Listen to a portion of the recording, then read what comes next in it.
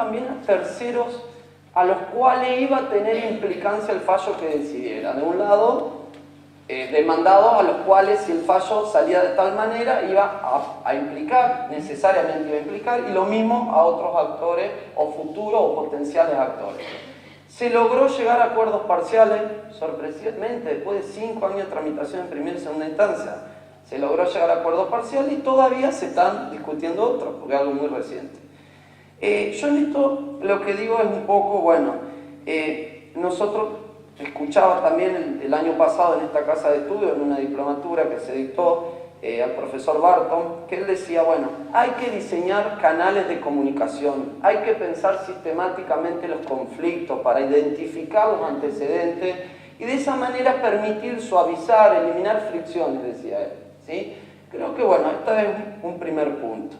El segundo punto tenía que ver con las tutelas preventivas, sobre las cuales no me voy a explayar mucho más, sobre todo por el tiempo, pero lo que me interesa remarcar es que esta prédica, digamos, que el doctor Peirano nos ha enseñado, yo fui alumno de su curso de posgrado, en realidad hoy tenemos el proyecto de Código Civil que recepta y le dice a los jueces, ustedes también deben cumplir una función preventiva. Y le da pautas muy claras, es decir, no es un proyecto, seguramente será ley, pero da pautas muy claras en el sentido de que puede ser una tutela definitiva, que se acaba en la sentencia que dicta que cumple la función preventiva, puede ser una tutela provisoria. Muy interesante los criterios a considerar, es decir, que la medida afecte en lo menos posible o restrinja, dice el proyecto, en lo menos posible los derechos, ¿sí?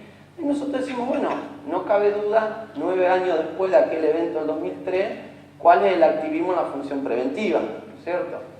Finalmente, con respecto al control de convencionalidad de oficio, bueno, como obviamente todos saben, digamos, ya la Corte Interamericana lo ha venido sosteniendo, ¿sí? En el caso Hellman contra Uruguay de febrero del año pasado, 24 de febrero del año pasado, ya dijo que era función de todas las autoridades públicas, no solo de la magistratura.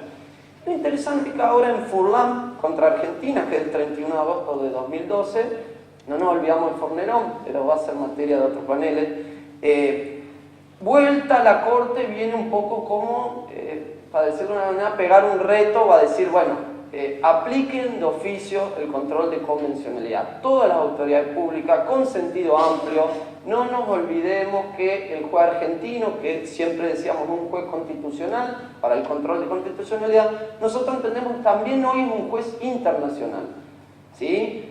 Por supuesto que la Corte lo ha venido haciendo, pero son ideas que por ahí es bueno que se vayan plasmando, ¿no es cierto?, legislativamente. Muy interesante también, y yo lo escuchaba atentamente al doctor Peirano en la apertura, el tema Furlan, digamos, estaba involucrado también la cuestión del acceso a la justicia de los sectores vulnerables o más necesitados, ¿verdad? Aquellos que quieren ser oídos no pueden ser oídos.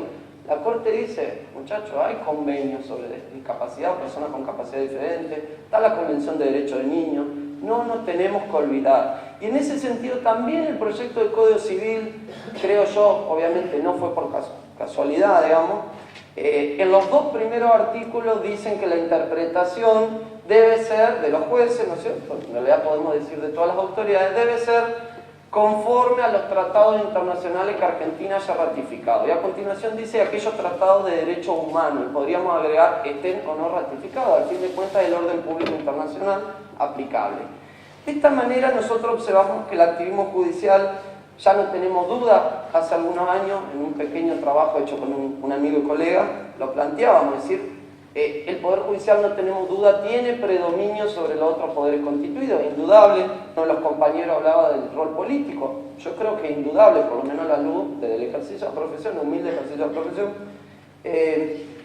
Y creo que también no nos debemos olvidar que el activismo judicial debe estar empujado por el activismo de los abogados, es decir, no nos debemos olvidar de los abogados de Siri, no nos debemos olvidar de los abogados de Camacho Acosta y así con muchos otros, que generaron, utilizando vías procesales regladas, soluciones que a priori no estaban previstas para esa vía, ¿no es cierto?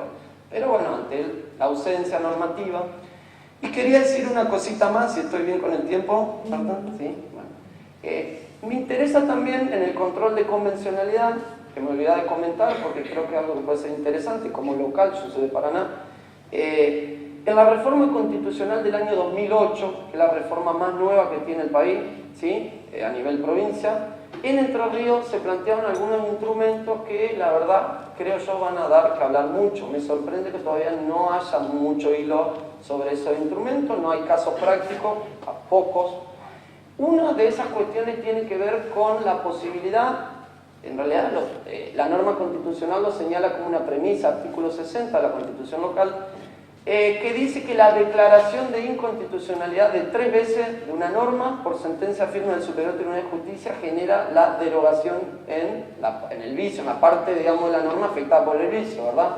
Y yo pensaba, bueno, la declaración de anticonvencionalidad también tendría que generar ese efecto. Solo para terminar, bueno, resaltando el activismo judicial, resaltando el activismo de los abogados, y bueno, y por ahí tomándome el atrevimiento de hacer una cita, digamos, de Gollmich, de que es jurista quien a sabiendas reparte con justicia. Creo que un poco podría resumir. Muchas gracias.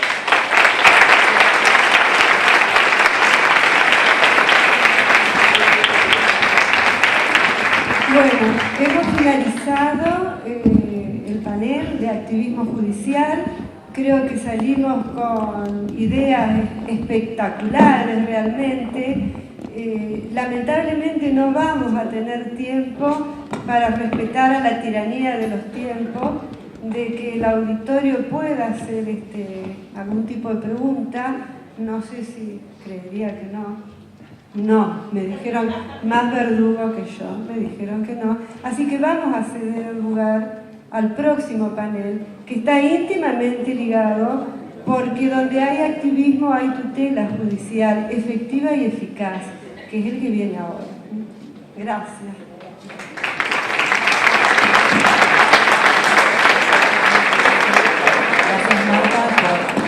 Gracias, Marta, por el riguroso control de convencionalidad del tiempo. Y vamos ahora a abrir un espacio para el break en el hall de entrada de nuestra facultad.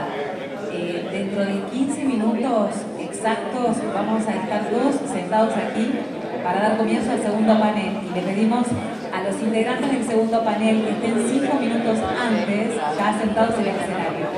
Gracias.